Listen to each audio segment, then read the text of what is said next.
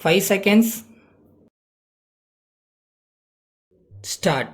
நண்பர்களே, இன்று உங்கள் அனைவரையும் சந்திப்பதில் நான் மிகுந்த மகிழ்ச்சி அடைகிறேன். நான் ஆளுநராக பதவியேற்ற பிறகு அரசியல் கட்சி தலைவர்கள் அடங்கிய கூட்டத்தில் கலந்து கொண்டு உரையாடுவதற்கான வாய்ப்பு இப்பொழுது எனக்கு கிடைத்திருக்கிறது. இந்த கூட்டத்தில் தேர்தல் நடத்தை விதிமுறைகளை குறித்து நாம் ஆலோசனை செய்ய இருக்கிறோம்.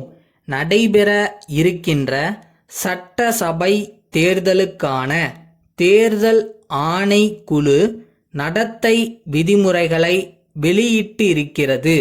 நீங்கள் இங்கு வருகை தந்திருக்கின்ற காரணத்தினாலேயே அந்த விதிமுறைகளை பின்பற்றுவதற்கு அனைவரும் ஒப்புக்கொண்டு விட்டீர்கள் என்பது தெளிவாக தெரிகிறது. சமீபத்தில் நாடாளுமன்ற தேர்தல்கள் நடந்து முடிந்திருக்கின்றன. அப்பொழுது இதே நடத்தை விதிமுறைகளை நீங்கள் அனைவரும் ஏற்றுக்கொண்டு அவற்றை முழுவதும் பின்பற்றி நடந்து கொண்டீர்கள். நீங்கள் அவ்வாறு நடந்து கொண்டதற்காக நான் களிப்பு அடைகிறேன்.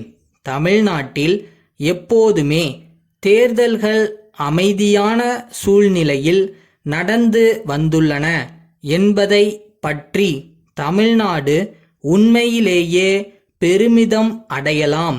இப்போது நடக்கவிருக்கும் சட்டசபை தேர்தலின் போதும் அதே மரபை நீங்கள் நிலைநாட்டுவீர்கள் என்பதில் எனக்கு துளியும் சந்தேகம் கிடையாது என்பதை தெரிவித்துக் கொள்கிறேன். அரசியல் கட்சிகள் பின்பற்ற வேண்டிய நடத்தை விதிமுறைகளை தவிர செய்தித்தாள்களும் தாமாகவே முன்வந்து தங்களுக்கு என்று நடத்தை விதிமுறைகளை ஏற்றுக்கொள்ள வேண்டும் என்று கருதுகிறேன்.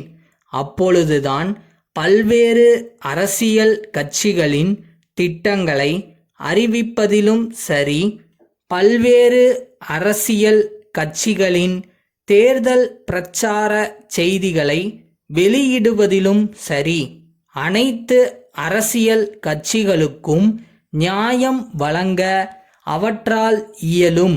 தங்களுக்கு இருக்கின்ற அரசியல் உரிமைகளை குறித்து இந்திய குடிமக்கள் அனைவரும் நன்றாக அறிந்திருக்கிறார்கள். இதை அண்மையில் நடைபெற்ற தேர்தல்கள் நமக்கு எடுத்து காட்டி இருக்கின்றன. ஏன் வாக்கு அளிக்க வேண்டும், எதற்காக வாக்கு அளிக்கிறோம், எவ்வாறு வாக்கு அளிக்க வேண்டும் என்பதை அவர்கள் நன்றாக அறிவார்கள். இதை நீங்கள் கருத்தில் கொள்ள வேண்டுமென்று நான் கேட்டுக்கொள்கிறேன். உங்கள் தேர்தல் பிரச்சாரத்தில் தனிப்பட்டவர்களை பழித்து பேசக்கூடாது.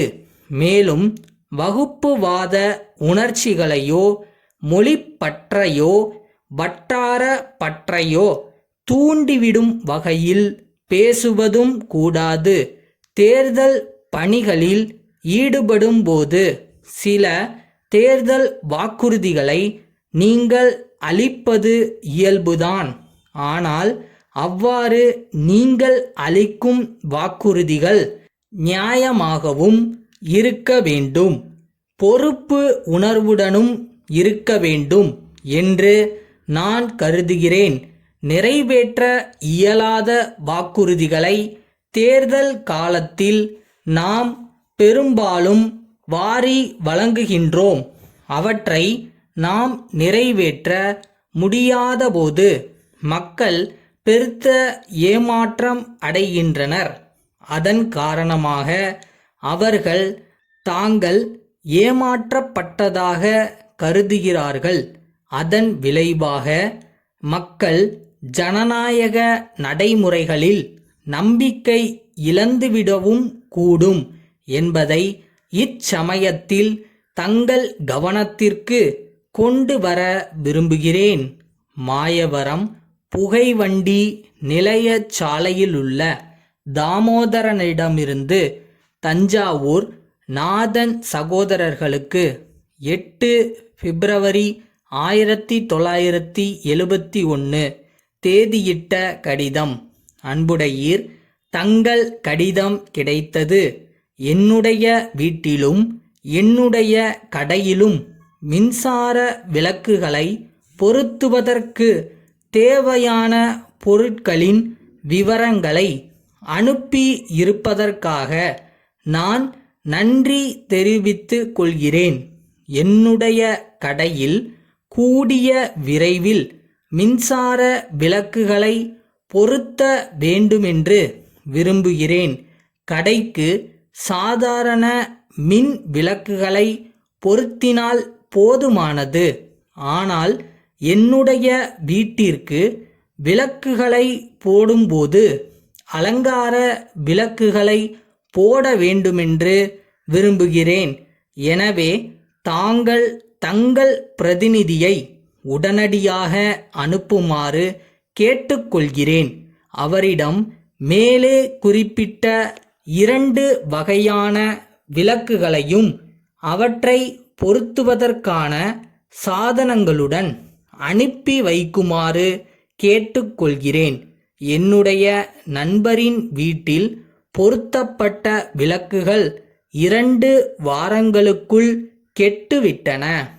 எனக்கும் அம்மாதிரி நிலை ஏற்படாமல் இருக்க நல்ல தரமுள்ள உழைக்கக்கூடிய மின் விளக்குகளை தேர்ந்தெடுத்து அனுப்பவும். தங்கள் நம்பிக்கையுள்ள உண்மையாக நேர்மையாக மனசார சின்சியராக எஃபோர்ட் போட்டு லவ் பண்ணி ஒரு விஷயம் பண்ணோன்னா அது நடக்கும். அன்னைக்கு நடக்கலைன்னா வேறு ஒரு ரூபத்தில் வேறு விதமாக கண்டிப்பாக நடக்கும்.